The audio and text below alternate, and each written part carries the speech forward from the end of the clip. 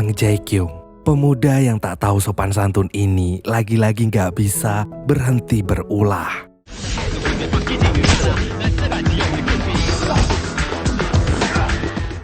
Ia akhirnya ditangkap polisi, tapi siapa sangka dengan mudahnya ia dibebaskan oleh pengacara keluarganya. Hal itu membuat kita bertanya-tanya, siapakah dia sebenarnya?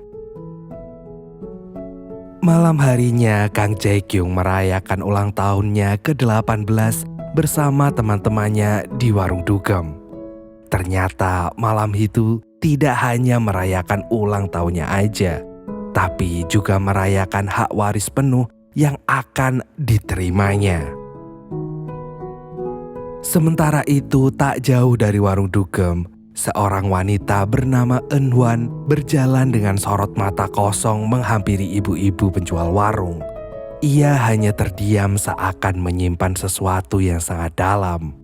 Namun sayang, belum sempat ia berbicara, ia udah diusir oleh si penjual karena mengira Eun-hwan meminta pertanggungjawaban setelah dihamili putranya. Eun-hwan lalu bergegas pergi dari Hotel Bintang 5 dan di sanalah ia bertemu dengan Kang Jae-kyung, cucu dari si pemilik hotel yang sebentar lagi akan mewariskan hartanya ke Kang Jae-kyung. Namun kenyataan pahit kembali diterima Eun-hwan. Ia diberi beberapa lembar uang lalu diusir oleh Kang Jae yang mengira Eun-hwan adalah seorang pelacur. Hari pun berganti, betapa terkejutnya Kang Jae setelah ia mengetahui ternyata Eun-hwan masih berada di hotelnya. Kang Jae yang sangat high class ini dan gak punya perasaan itu pun menjadi sangatlah kesal. Akhirnya waktu yang ditunggu-tunggu Kang Jae telah tiba. Setelah semua pengacara keluarganya datang, surat wasiat dari kakeknya pun dibacakan. Namun tidak disangkanya ada syarat dalam surat wasiat itu yang bilang Kang Jae-kyung mau mendapat hak waris penuh atas kekayaan orang tuanya yang telah meninggal sejak lahir, yaitu dengan pindah ke pelosok desa terpencil dan melanjutkan SMA-nya di sana. Bila ia gagal ataupun melanggarnya, ia hanya akan mendapatkan 0,1% dari total harta kekayaan kakeknya. Hati Kang Jae-kyung pun merasa kesal, tapi demi cuan, akhirnya ia berangkat ke pelosok desa yang dipilih kakeknya dengan menaiki bus yang sangat kumuh. Sesampainya di sana, ia langsung masuk ke sebuah rumah kecil yang jauh berbeda dari rumah miliknya. Di sana ia bertemu dengan bapak-bapak yang ternyata kenal dengan Kang Jae-kyung. Tapi Kang Jae gak peduli dan gak mau kenal dengan bapak-bapak itu. Kang Jae-kyung kemudian pergi belanja ke sebuah minimarket. Dan ternyata kasirnya adalah si Eun-hwan. Meskipun gak peduli, tapi ia mulai penasaran dengan si Eun-hwan ini. Mengapa selalu ada dia? Kang Jae-kyung pun lanjut membayar belanjaannya. Tapi sialnya, kartu yang ia miliki terblokir hingga ia harus membayar belanjaan itu dengan tunai dan uang tunainya terbatas. Tapi meski begitu, ia tak mau menerima uang kembaliannya karena itu bekas tangan Eun-hwan yang menurutnya sangatlah kotor. Malam pun tiba, terlihat bapak-bapak yang ada di rumah Kang Jae tadi pagi, sebut saja Bambang, sedang mewarnai kuku Eun-hwan yang kotor di depan halaman rumah Kang Jae-kyung. Bapak-bapak ini orang yang merawat Eun-hwan sedari kecil. Lalu apakah hubungan mereka berdua dengan Kang Jae? Keesokan paginya, Kang Jae-kyung yang sedang berangkat sekolah mendapat kabar dari pengacara keluarganya bahwa sebenarnya ia masih bisa mendapat warisan bila ia tidak selesai sekolah di desa itu karena dikeluarkan. Mengetahui hal itu, Kang Jae pun terpikir untuk keluar saja dari sekolahnya sekarang. Dan sesampainya di sekolah, ia langsung mendatangi ruang kepala sekolah. Namun siapa sangka, kepala di sekolah itu adalah Bambang. yang langsung memanggilkan wali kelas Kang Jae agar mengajak Kang Jae segera masuk kelas. Di dalam ruang kelasnya, Kang Jae yang merupakan murid baru ini menjadi pusat perhatian karena ketampanannya. Tapi Kang Jae nggak menggubris teman barunya karena ia masih berfokus bagaimana cara dikeluarkan dari sekolah itu. Gak lama kemudian ia pun terpikir sebuah ide. Tanpa pikir panjang, ia meminta Myung-sik, teman sekelasnya yang paling kekar, untuk menemuinya di atap sekolah. Dan ia pun mulai beraksi. 별 나차는 거 있잖아. 회사 명식이만 부르는데 친구 편식하는 거야 지금? 대책은 명식이 뭐? 미안하다. Malam harinya, Kang Jae-kyung dipanggil ke rumah Myung-sik untuk bertemu dengan keluarganya. Namun, bukannya dimarahi dan dilaporkan ke pihak sekolah, keluarga Myung-sik justru berterima kasih dan memberi jamuan makan karena telah membantu Myung-sik menjadi laki-laki dewasa. Bahkan saat akan pulang, Myung-sik memberikan bekal makan untuk oleh-oleh dan membawakan lampu senter. Kang Jae bingung dengan orang-orang di desa itu, tapi kebingungannya seketika hilang karena ketakutannya berada di gang gelap. Gak lama kemudian, Eun-wan tiba-tiba muncul, sehingga membuat Kang Jae terkejut. Awalnya Kang Jae masih berusaha sok cool, tapi karena takut ditinggal sendirian, ia akhirnya membuntuti Eun-wan di belakangnya. Di tengah perjalanan, Eun-wan berusaha mengusili Kang Jae-kyung. Ia sengaja membuang senter Kang Jae ke semak-semak. Setelah membuangnya, ia pun tersenyum dan meninggalkan Kang Jae-kyung sendirian. Keesokan paginya, hari itu para murid-murid mempersiapkan pentas drama teater untuk panti asuhan sebagai syarat kelulusan sekolah. Kang Jae-kyung yang datang terakhir mendapat peran sebagai pelayan wanita. Tapi tentu saja Kang Jae menolaknya dengan keras. Setelah pulang sekolah, Kang Jae-kyung menelpon temannya yang ada di kota untuk pinjam uang. Karena ia sudah gak tahan dengan kehidupan desa yang ia tinggali sekarang. Setelah mendapatkan uang, ia bergegas menghampiri Bambang si kepala sekolah dan memberikan uang itu padanya. Ia meminta agar Bambang segera meluluskannya dan ia bersedia memberi lebih banyak. Namun sialnya, si Bambang bukanlah kepala sekolah seperti di negeri Wakanda. Ia sama sekali tidak tertarik, bahkan justru menceramahi Kang Jae yang berbuat salah. Saat hendak pulang, tanpa diduga teman-teman Kang Jae-kyung yang dari kota datang menggunakan mobil mewah menjemput Kang Jae. Seketika para murid di sana pun terpesona akan mobil-mobil yang datang ke sekolah mereka. Kang Jae lalu mengajak teman-temannya bergegas ke sebuah kafe. Tapi sesampainya di sana, salah satu temannya gak suka dan ingin pindah lokasi. Namun sayangnya ternyata bensin mereka habis. Mereka pun lalu memanggil penjual bensin untuk mendatangi mereka. Dan ternyata itu adalah Eun-wan. Eun-wan pun melayani dengan sangat profesional. Namun ia justru dimarahi karena menolak uang tip. Tidak disangkanya Kang Jae-kyung membela Eun-wan dan menyuruhnya untuk segera pergi meninggalkan mereka. Pagi pun menjelang. Di pagi yang hujan itu, Kang Jae-kyung memutuskan untuk bolos dan jalan-jalan mengelilingi desa. Gak jauh setelah ia berjalan, ia menemukan sebuah panti asuhan. Di saat itulah ia teringat masa lalunya saat masih kecil yang harus kehilangan kedua orang tuanya.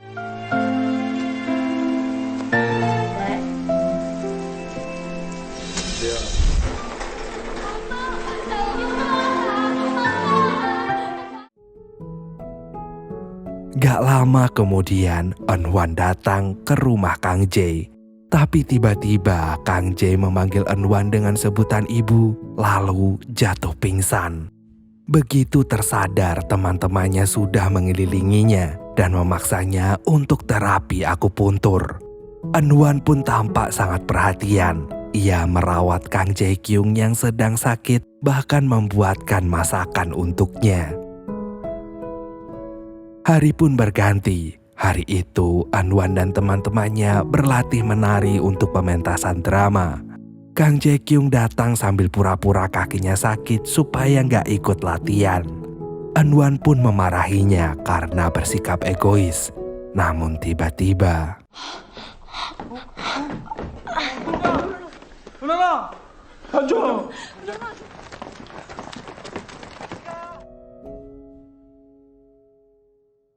dan saat di rumah sakit, Bambang dan dokter meminta Anwan untuk tidak mengikuti pementasan. Namun Anwan tetap bersikeras untuk melanjutkan proses latihannya. Ia lalu ditinggal sendirian di ruangan.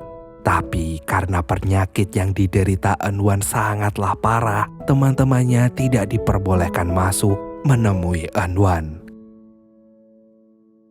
Kang Jae dan teman-temannya yang gak diizinkan masuk memutuskan pergi ke bazar di desanya. Dengan senang hati ia mentraktir semua teman-temannya untuk jajan dan belanja. Di tempat itu Kang Jae-kyung membeli sebuah kaos rajut untuk Anwan.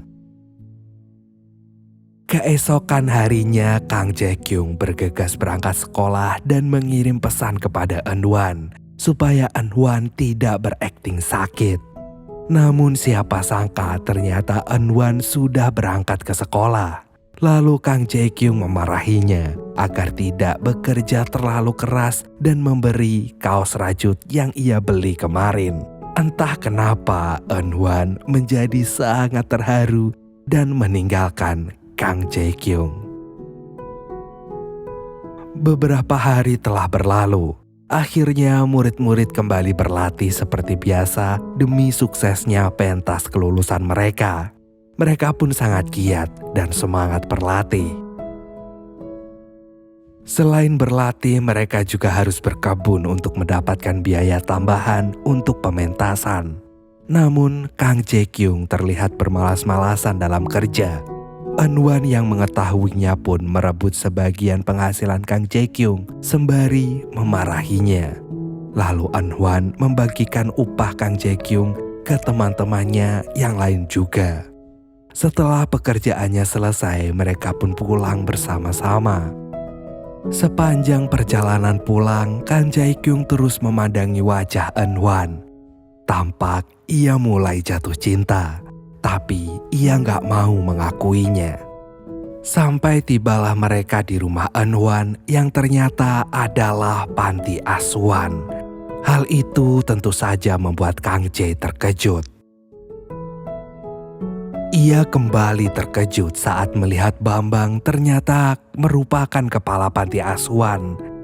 Anwan pun langsung berkata bahwa ia tidak butuh dikasihani. Tapi dengan perasaan yang campur aduk, Kang Jae berkata, ia juga yatim piatu seperti dirinya. Hari pun berganti, terlihat Kang Jae sedang mengajar dengan sangat asik. Namun tiba-tiba ia mendapatkan kabar bahwa Anwan masuk ke rumah sakit lagi. Tanpa pikir panjang, Kang Jae bergegas ke sana. Namun sayangnya dokter melarangnya masuk. Kang Jae yang panik pun terus memaksa masuk.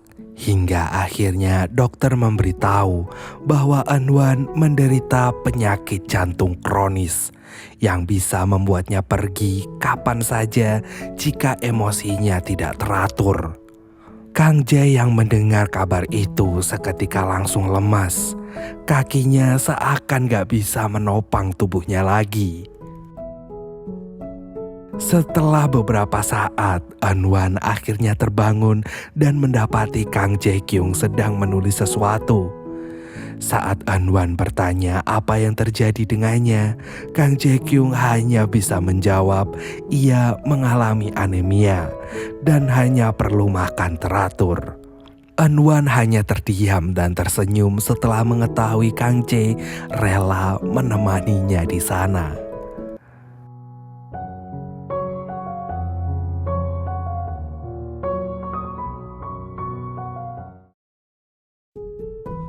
Dalam tidurnya, Kang Jae bermimpi menghampiri dokter rumah sakit itu. Ia memohon agar Eunhwan segera disembuhkan dan ia rela membayar berapapun. Tapi sayang, semua udah terlambat. Eunhwan hidupnya tidak lama lagi dan akan semakin cepat bila emosinya gak teratur. Termasuk jika ia jatuh cinta. Kang Jae sangat panik dan seketika ia terbangun dari tidurnya. Dan ternyata Eunhwan sudah gak ada di sana. Sementara itu ternyata Eunhwan menghampiri ibu penjual yang ia temui beberapa hari yang lalu. Ia kembali hanya bisa terdiam. Dan tanpa pikir panjang, ibu itu memarahinya kembali karena ternyata anaknya yang bandel juga tak mengenal Eunhwan. Seketika air mata Eunhwan bercucuran. Ia memberitahu betapa miripnya mata itu dengan mata ibu penjual. Dan Eunhwan tahu bahwa ibu itu sebenarnya adalah ibunya. Ia hanya ingin tahu bahwa ia adalah anaknya karena sebentar lagi Eunhwan akan pergi ke surga. Sang ibu pun tak bisa berkata apa-apa lagi. Ia sangat senang, namun sedih anaknya yang ia buang 19 tahun lalu ada di depannya. Namun kini belum sempat ia berkata, Eunhwan berlari pergi. Adegan pun berganti memperlihatkan Kang Jae-kyung turun dari bus dan menghampiri Eunhwan. Ia memohon Eunhwan supaya berhenti bekerja. Namun Eunhwan menolaknya karena ia ingin mewujudkan rumah impiannya. Rumah dengan banyak jendela sebagai pengganti asuhan yang akan segera dirobohkan. Keesokan paginya, Kang Jae-kyung menemui pengacara keluarganya. Ia meminta pengosongan lahan panti asuhan dibatalkan. Namun pengacara itu tidak bisa berbuat apa-apa karena ia hanya menjalankan tugas sebagaimana mestinya. Satu-satunya cara agar Kang Jae segera mendapatkan hak waris dan mengamankan panti itu adalah melepas hak warisnya hingga ia hanya dapat warisan sebesar 0,1% saja yang cukup untuk membeli panti asuhan itu. Sementara itu di tempat lain, Eunhwan sedang ngobrol sama Bambang. Ia bercerita bagaimana bahagianya dirinya saat dekat dengan Kang Jae-kyung. Ia sangat yakin bisa menghabiskan sisa hidupnya dengan sangat bahagia. Kembali ke Kang Jae, ia menemui dokter yang merawat Eunhwan untuk memberikan uang supaya Eunhwan dapat obat terbaik dan perawatan terbaik. Dan Kang Jae yang akan merawat serta selalu menemani Eunhwan.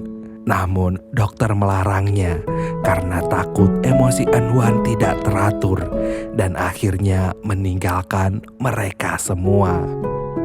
Kang Jae dengan tegas mengatakan bahwa mereka semua sudah tahu sebentar lagi Eunhwan akan tiada.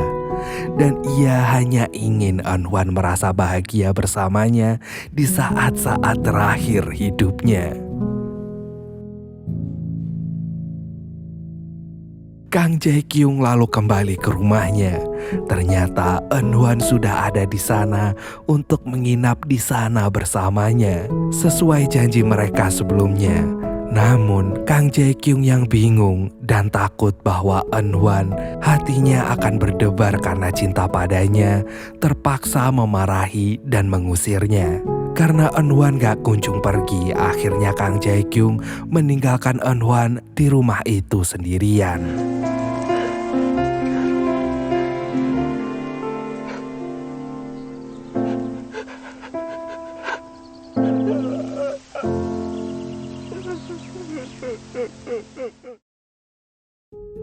Pagi-pagi buta, Kang Jae-kyung memutuskan untuk menghubungi pengacaranya dan memilih untuk melepas hak warisnya meski hanya mendapatkan 0,1%. Tapi setidaknya ia bisa menyelamatkan panti asuhan dan anak-anak yang ada di sana. Kang Jae-kyung lalu ke panti untuk melihat anak-anak panti asuhan yang sedang berlatih. Ketika ia memperhatikan adegan drama yang dimainkan anak-anak itu, ia menyadari sesuatu. An-hwan adalah teman masa kecilnya.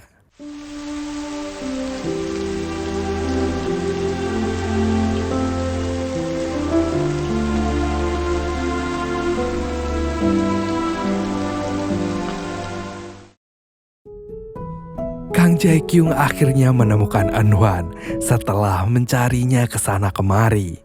Namun An-hwan masih marah karena kejadian kemarin. Kang Jae pun menahan kepergian An-hwan lalu mengucapkan kalimat yang pernah ia janjikan padanya semasa kecil. Ia juga meminta maaf karena telah melupakan segala hal yang terjadi di desa ini. Setelah mendengar pengakuan Kang Jae-kyung, An-hwan akhirnya luluh dan mereka pun sepakat untuk selalu menghabiskan waktu bersama hingga ajal menjemput. Keesokan harinya, An-hwan datang ke rumah Kang Jae untuk tinggal di sana. Terlihat Kang Jae ternyata masih menyimpan foto mereka berdua semasa kecil. Mereka pun lalu ngobrol santai di tempat tidur. An-hwan merasa sangat nyaman, tapi air matanya justru menetes karena ia tahu ia gak bisa hidup lebih lama bersama Kang Jae-kyung. Sore harinya Kang Jae-kyung dan An-hwan berjalan di rerumputan ilalang. Di sana mereka menemukan bunga dandelion, di mana ada kepercayaan yang mengatakan barang siapa yang meniup bunga tersebut maka harapannya akan terwujud. An-hwan pun meniupnya dengan semangat dan berharap bisa selalu hidup bahagia bersama Kang Jae. Setidaknya sampai salju pertama turun. Sejak saat itu, An-hwan menjalani hari-hari bahagia bersama Kang Jae-kyung.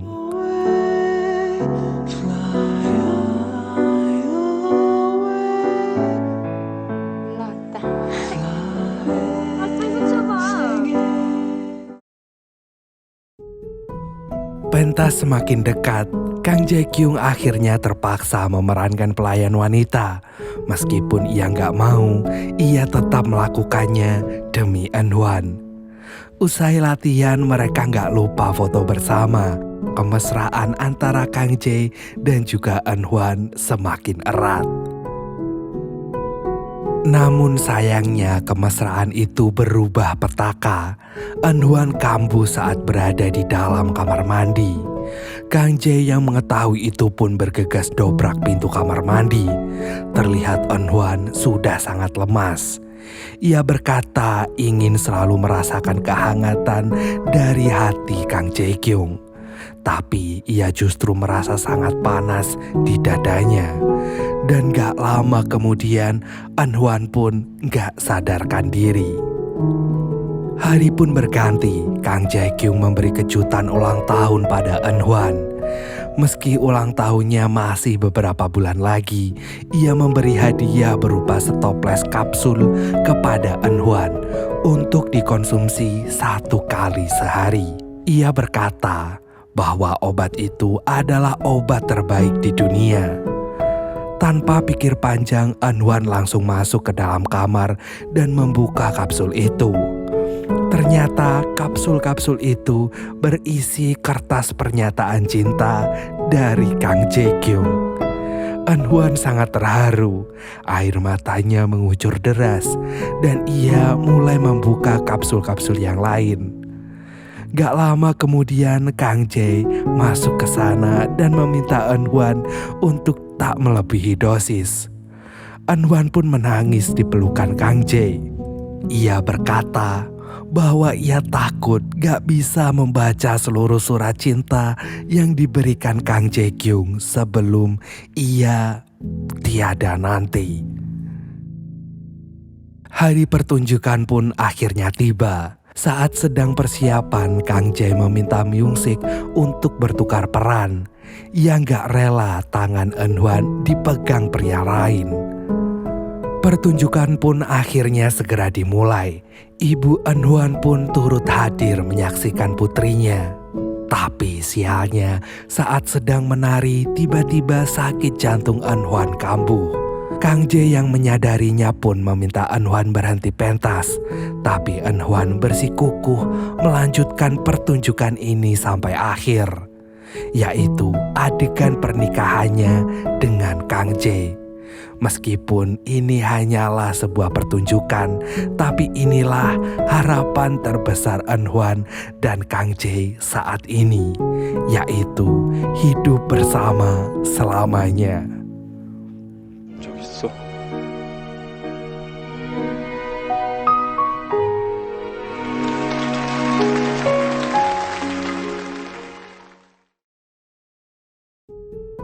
Usai pentas drama, Kang Jae-kyung dan Eun-hwan duduk berdua menikmati udara di luar. Eun-hwan bersandar di bahu Kang Jae-kyung. Ia merasa ngantuk dan mengatakan ingin tidur 3 menit saja. Lalu seketika turunlah salju pertama di tahun itu. Hari wisuda pun tiba. Eun-hwan mendapat penghargaan persahabatan dari sekolah. Namun sayangnya, Eun-hwan sudah tertidur untuk selamanya. Kini di samping Kang Jae yang ada hanyalah bangku kosong berisikan buket bunga di atasnya. Kang Jae yang masih berusaha menguatkan hatinya ditemui oleh seorang pengacaranya saat ia berjalan keluar. Hari itu ia resmi mendapatkan seluruh warisan kakeknya karena ia telah berubah. Kang Jae hanya terdiam dan ia tahu untuk apa warisan yang ia miliki. Beberapa bulan telah berlalu. Terlihat Kang Jae telah berada di depan panti asuhan yang sedang direnovasi. Ia membuatnya menjadi jauh lebih besar dengan banyak jendela, seperti mimpinya Eun-hwan yang sudah tertidur lebih dari 3 menit dan akan selalu ia tunggu untuk bangun meskipun itu nggak mungkin. I'll be beside you all alone. My love for you is so strong. We're right where we belong. Wander around the same old town. Your best kept secrets underground. Your hand on my chest. My heart beats for you. I keep my arms out and hold you like before.